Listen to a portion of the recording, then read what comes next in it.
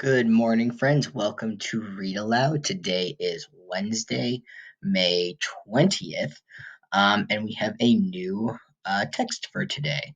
But before we get started, just like always, we're going to see where we can find the materials that we will need for today's lesson. So we're going to go into the distance learning folder, first grade.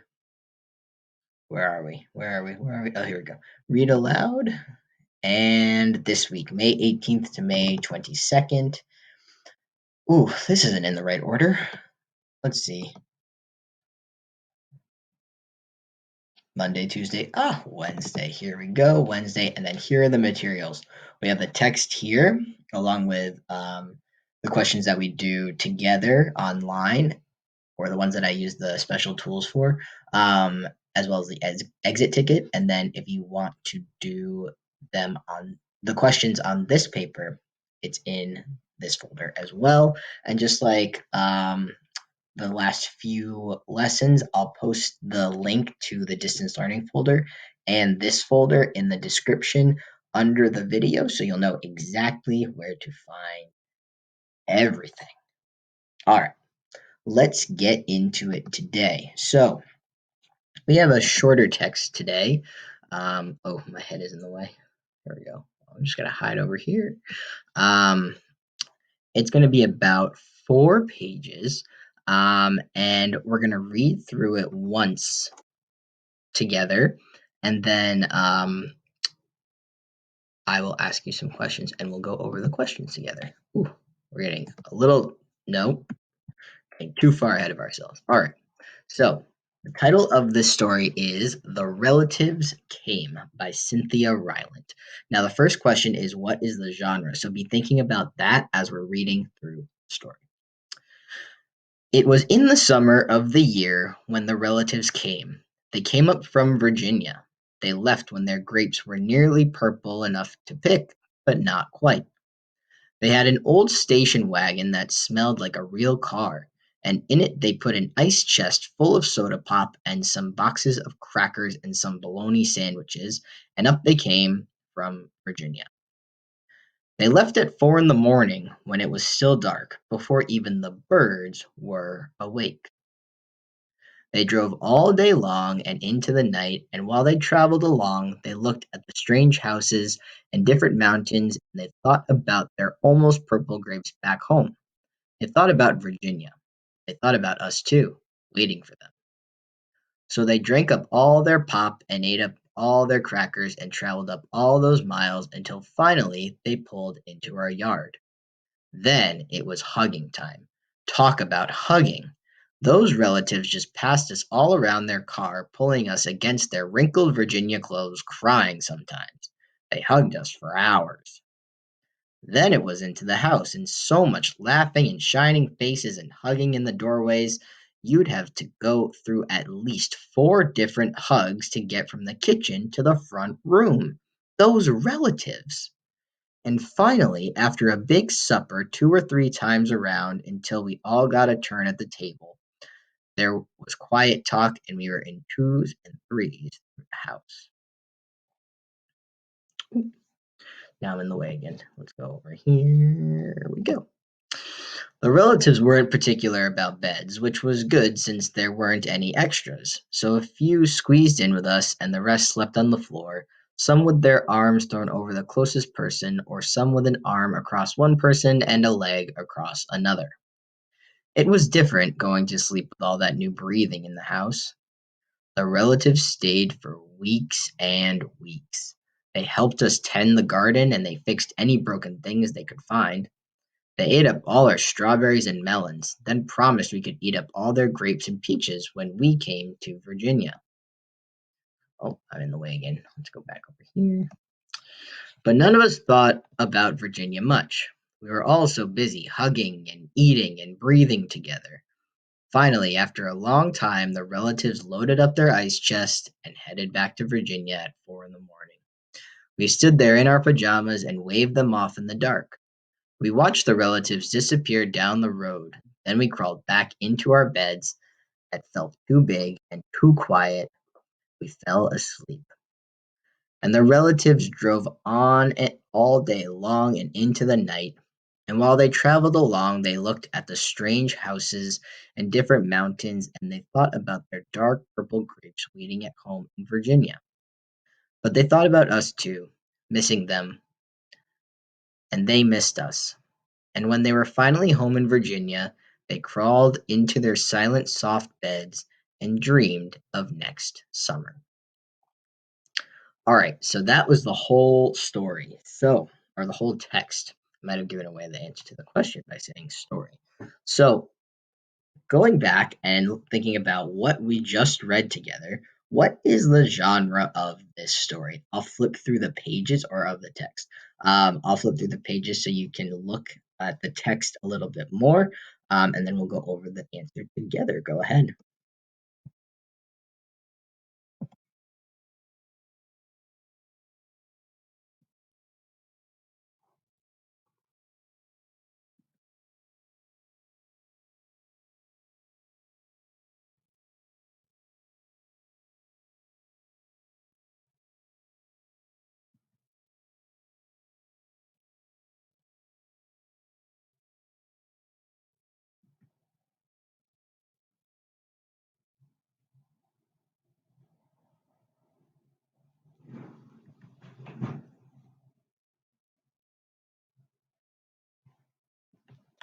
All right, so when we're thinking about the genre of the story, we're thinking about is this or the genre of the text. I keep saying story.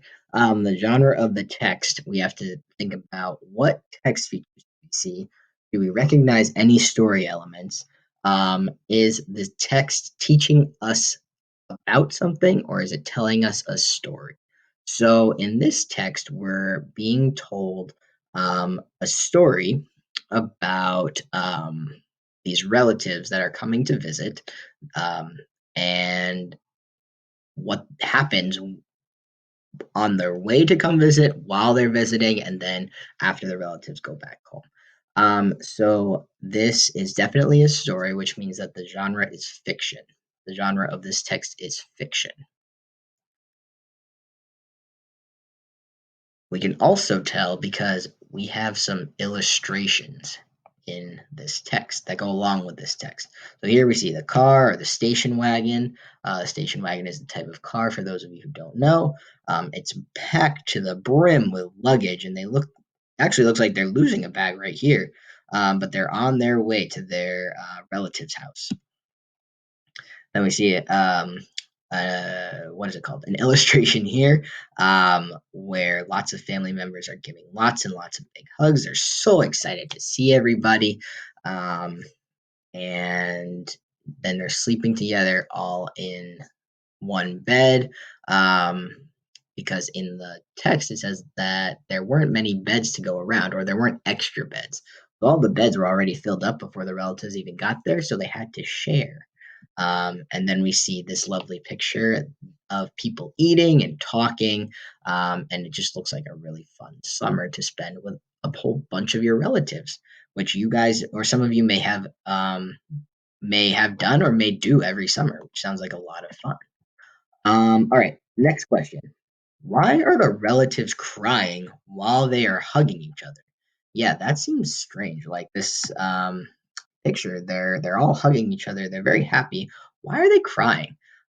So let's go back and we're gonna read the text around that to see if we can figure it out. All right. So they drank up all their pop and ate up all their crackers and traveled up all those miles until finally they pulled into our yard. Then it was hugging time. Talk about hugging. Those relatives just passed us all around their car, pulling us against their wrinkled Virginia clothes, crying sometimes. They hugged us for hours. All right, so some of the relatives were crying. We have to figure out why. Um, so using that text, why do you think the relatives were crying as they were hugging? Were they happy? Were they sad? What do you think they were feeling? And why do you think that made them cry? Um, take about a minute to answer that question now by yourselves, and we'll go over it together. Go ahead.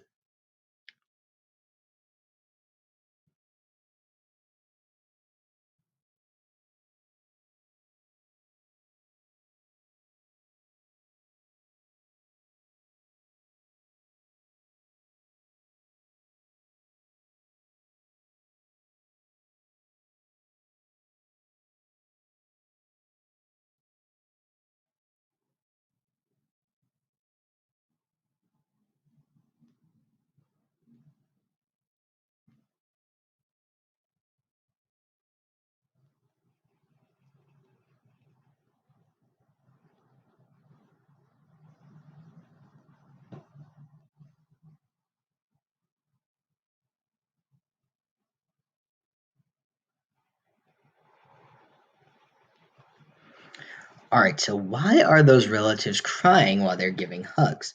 So let's look at this picture. They look really happy to see each other.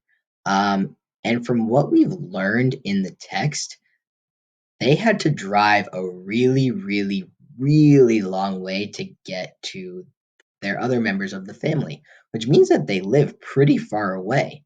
Um, so if they live really far away and they only have a car to travel, that probably means that they don't get to see their relatives very often. So these relatives are probably crying because they're just so happy to see each other. And sometimes, friends, people cry because they're happy. They're called happy tears. So the reason why the relatives are crying is because they're just so happy to see each other.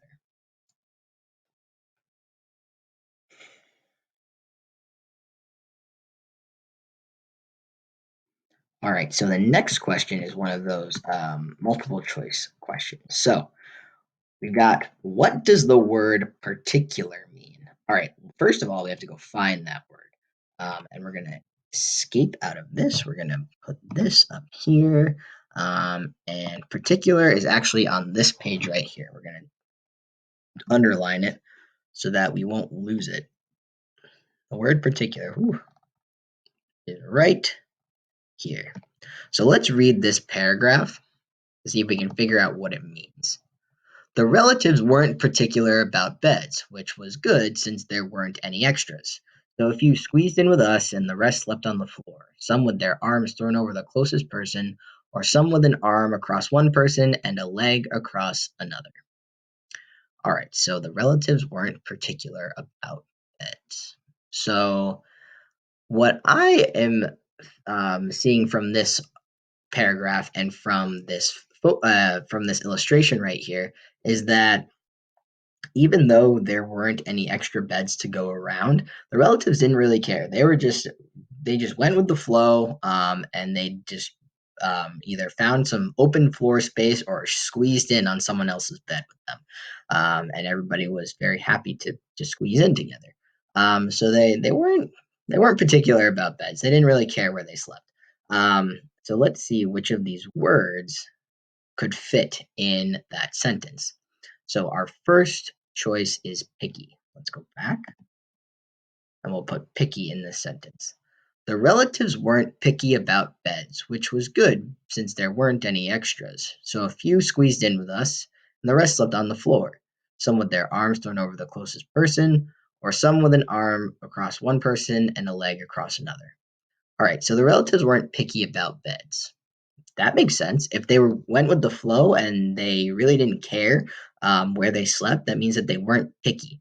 They didn't demand that they got their own bed. Um, that means that they were not picky. So let's go and circle picky. But we can't just stop here because these other choices, smelly and thirsty, might also be correct answers as well. So let's see if we can substitute the word smelly for particular. The relatives weren't smelly about beds, which was good because there weren't any extras. That doesn't seem to make any sense because nowhere in here are we talking about something being smelly, or people being smelly. So let's cross that one out right now because we know that that answer does not belong. Smelly does not. Let's see about thirsty. The relatives weren't thirsty about beds, which was good because there weren't any extras. Well, being thirsty and being in bed doesn't really have anything to do with each other. So I think we can cross that out as well. So the correct answer, and the only correct answer, is A, picky. The word particular means picky. That means that they're synonyms. They mean similar things. All right, now we're going to move on to true or false. So if this statement is true, we're going to write a T, and if the statement is false, we're going to write an F. So the first sentence is the relatives are from Virginia. Now I'm going to go to the page that this answer or the text evidence that will say whether this sentence is true or false is on. And you guys can try and find it and figure out whether this is true or false. The relatives are from Virginia. Go ahead.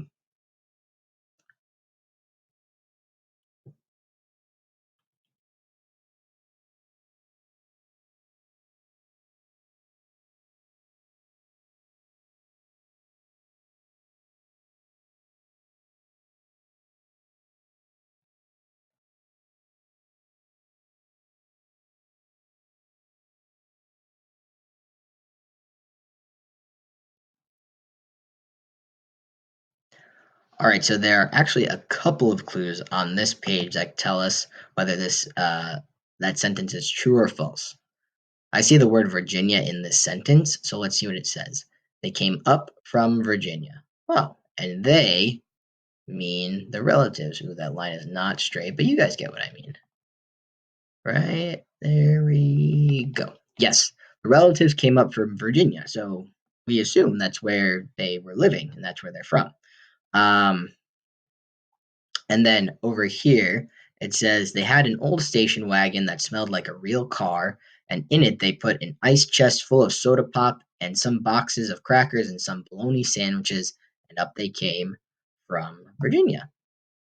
So if they're coming from Virginia, I think it's safe to say that the relatives are from Virginia. So this is going to be true. All right. Let's see about the next one. True or false? The relatives only stayed for the weekend. The answer to that um, is on.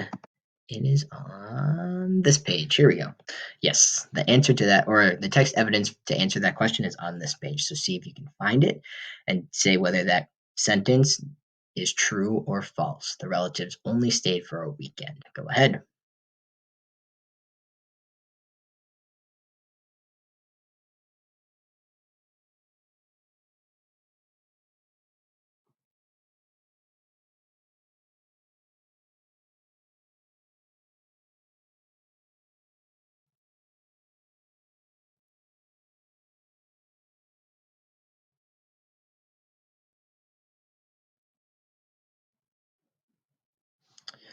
All right, is that sentence true or false? The relatives stayed for one weekend. Well, I think we can tell just from what went on in the story that that's false. But we can't just say that. We have to find the text evidence. So the text evidence will actually be in this paragraph or this sentence. It's not really a paragraph. The relatives stayed for weeks and weeks. Ooh, there it is. The relatives stayed for weeks and weeks. Well, if they stayed for weeks and weeks, they definitely stayed longer than just a weekend. So we're going to say that this is false. The relatives did not only stay for the weekend, they stayed for weeks and weeks. All right, the next one, true or false? Many people slept in a bed. Well, I think we all know the answer to that one just from looking at that illustration. Is that true or false? Many people slept in a bed. That is true. Look at this. There are one, two, three, four, five people in that bed. That's a lot of people to share a bed. And I'm sure there are lots of other people sharing beds in the rest of the house, so we know that that one is true. That's a funny looking T, but it's a T. All right, the last one. The relatives flew in an airplane to travel. Well, we know we can tell from this page whether that is true or not, that the relatives flew on an airplane to travel. True or false? See if you can figure it out. Go ahead.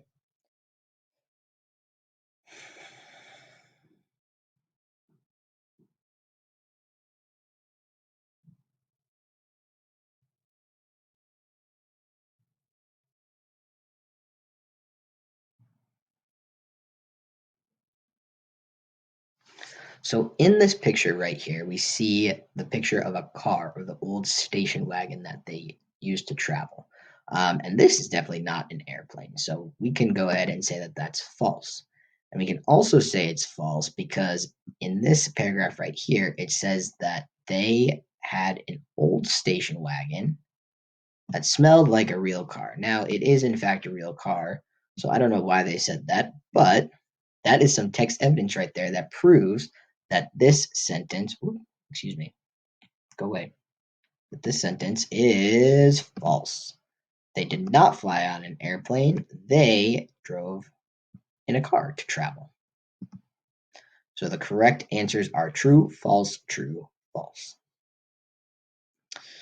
All right, now we're going to move on to our exit ticket. So the exit ticket that you need to answer today is asking, is the narrator happy about the relatives coming in the middle of the story? How do you know? Does this change at the end? How do you know? Use details from the text to support your answer.